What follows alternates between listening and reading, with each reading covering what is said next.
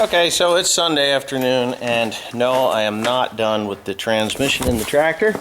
She's sitting right there. It is ready to go in. What I did today was pain in the ass. Tim's a pain in the ass, right? No, my fuel filter's put underneath something. Okay, well, life's a pain in the ass. Get used to it. Anyway, yeah, it's not done. I was planting soybeans today. Today was really kind of a rough day because just had a little bit of problems with the drill. Not really anything big, just a bearing came out of a depth gauge wheel, which we had showers that are actually split and gone to our north, and we're trying to get these beans in the ground. And the corn we finished up yesterday, I might have a little bit to do yet, but you know, just a couple of small pieces. But anyways, yeah, this tractor still looks the way it is. And I'm going to answer a couple of questions that were asked online that I didn't have a chance to comment back on. But this transmission, you know, everybody says, oh, or one guy in particular, I can't remember his name, but anyway, IH, what? I don't know, IH something or other was his name. But anyways, I said something about an automatic transmission. Well, that he hadn't seen the, you know, I don't know what the hell they call it. I'm not technical in terms, but all those little squigglies in this front section of the transmission housing. Well, you're right. It does not have a dry clutch. Technically, this tractor does not have a clutch. There are no torque converters. It is a power shift style transmission. So what it has is 4 manual ranges in the back there. That's what I had to repair, was the manual ranges in the transmission part of it. And in here, in this section here, which you didn't see, between here and here, there's a power shift pack. Here is the control for that. It is technically a 4-speed power shift.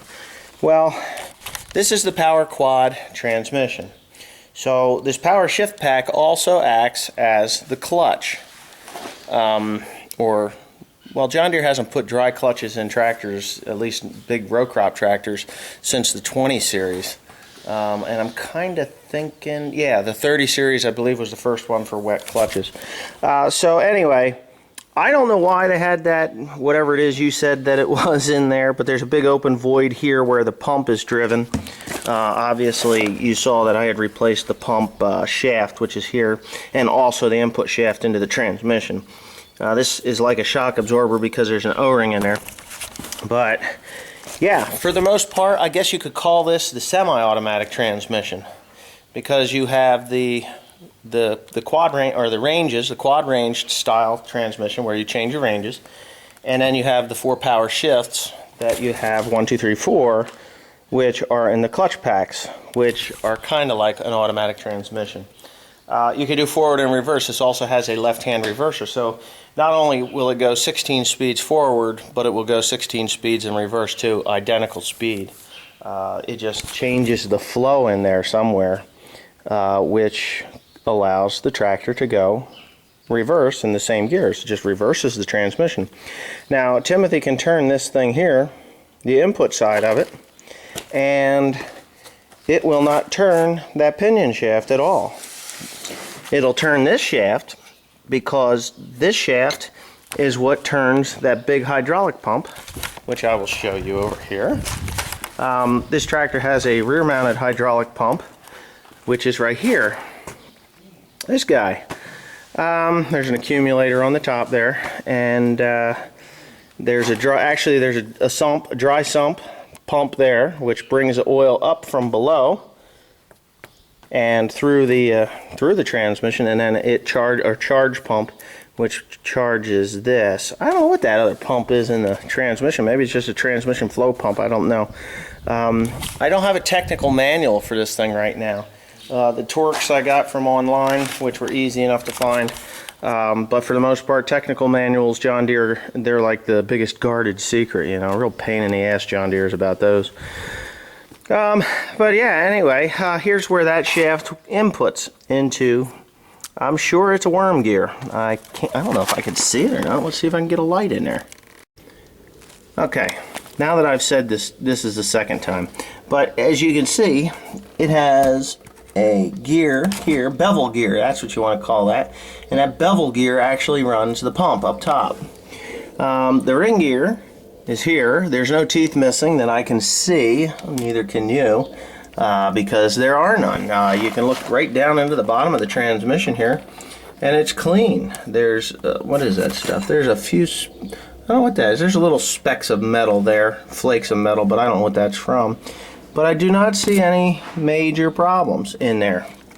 So here's where the screen is, the screen for the oil, the sump, and that's clean as a whistle. So I'm thinking that this transmission is going to be wonderful when I get it all back together and my light won't shut off. But yeah, so I hope I answered a couple of questions as to, you know, what I've seen on the comment section.